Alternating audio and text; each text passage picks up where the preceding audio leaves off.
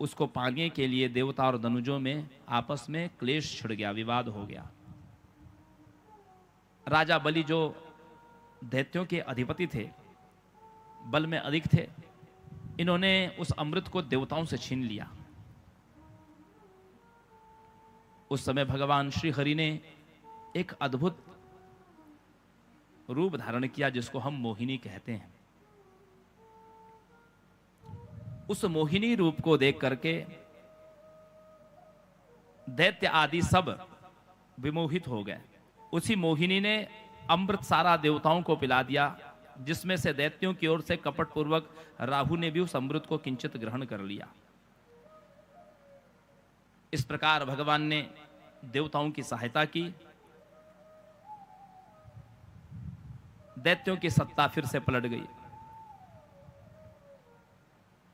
शिवजी ने भगवान हरि का जब अपने शिवलोक की गौशाला में जब अभिषेक किया था, आपने कथा सुनी, उस समय भगवान ने वरदान दिया था कि हे हरि, तुम्हारे जितने अवतार होंगे उन समस्त अवतारों का मैं दर्शन अवश्य करूंगा।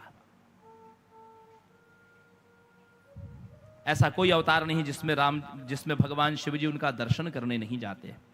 तो शिवजी ने मोहिनी रूप का दर्शन करने का भी भगवान हरि से प्राप्त। ये तो केवल ये कुछ किंचित कालिक अवतार था भगवान का, मोहिनी रूप। मोहिनी का कहीं मंदिर नहीं है या मोहिनी की उपासना का कोई अनुक्रम नहीं बताया गया।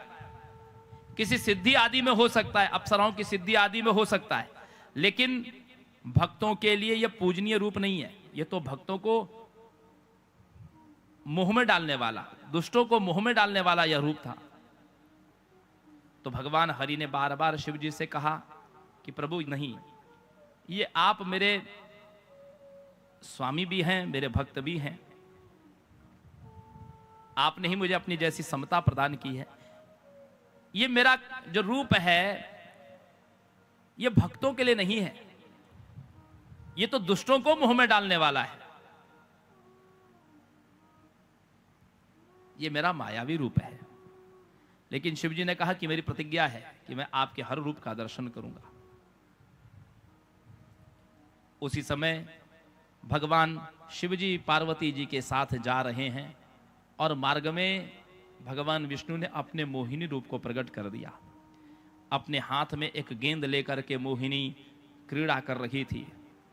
उसके लावण्य को देखते हुए भगवान शिवजी पार्वती जी को भी निर्लज्ज भाव से, यद्यपि भगवान शिवजी मोहिनी के उस अवतार को आदर देना चाहते थे, सम्मान देना चाहते थे।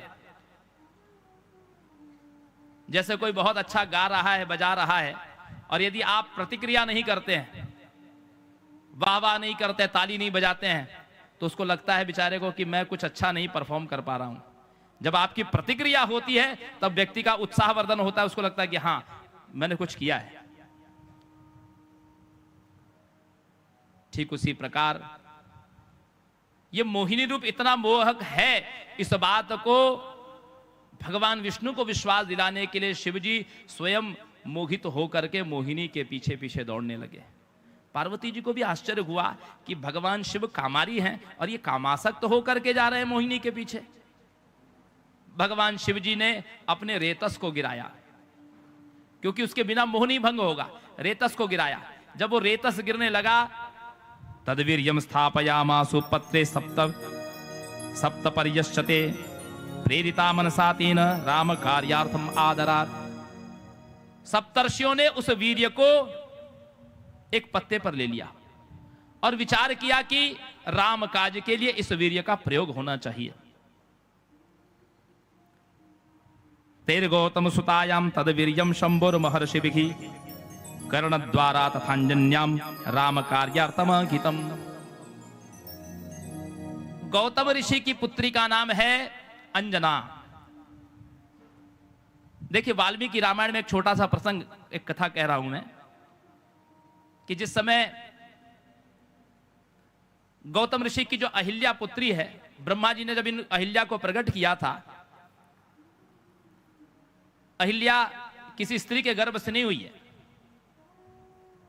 पंचकन्याओं में गिनती है। पंचकन्या उनको कहते हैं जो किसी स्त्री के गर्भ से नहीं हुई है। मंदोदरी, तारा, अहिल्या, द्रौपदी और सीता, ये सब अयोनिजा हैं।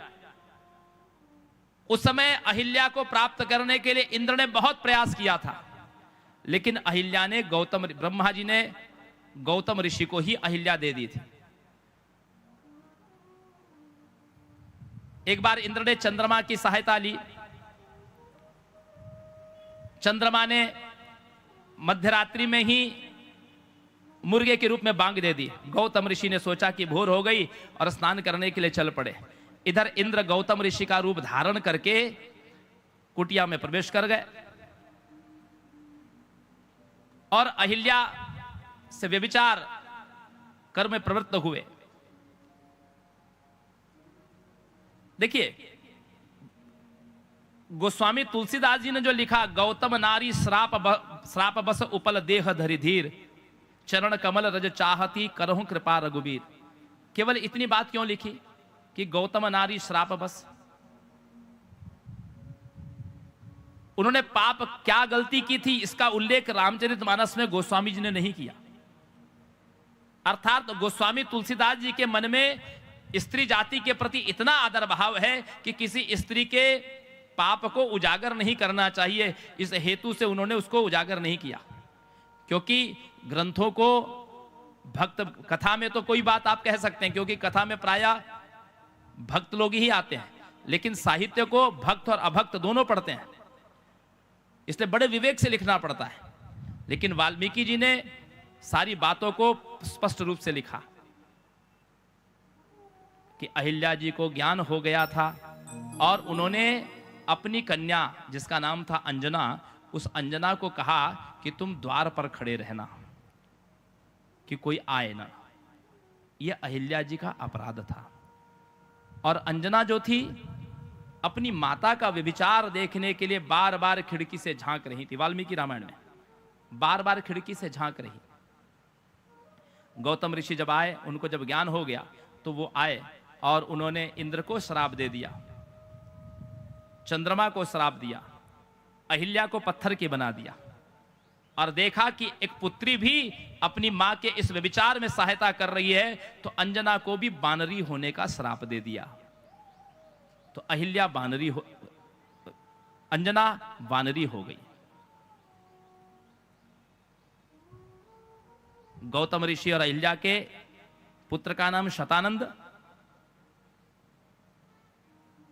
जो जनक जी के पुरोहित है, और पुत्री का नाम अंजना, जो गौतम ऋषि के अपने पिता के श्राप से ही बानरी हो गई, जिनको केसरी नाम के बानर राज ने, जिनका विवाह हुआ केसरी नाम के बानर राज के साथ। तो बानर राज केसरी की भार्या बनी अंजना। और सप्तर्षियों ने तेरे गौतम सुतायाम तद वीर्यम शंभुर महर्षि विघी।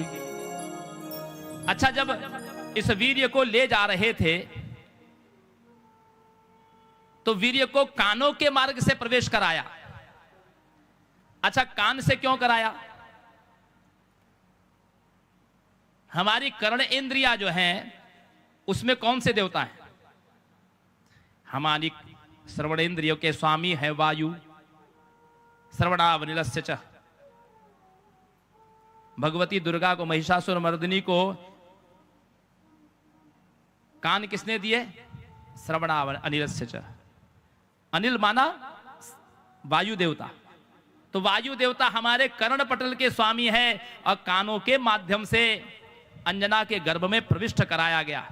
किसका वीर्य? भगवान शंभु का। इसलिए शंकर सुवन है।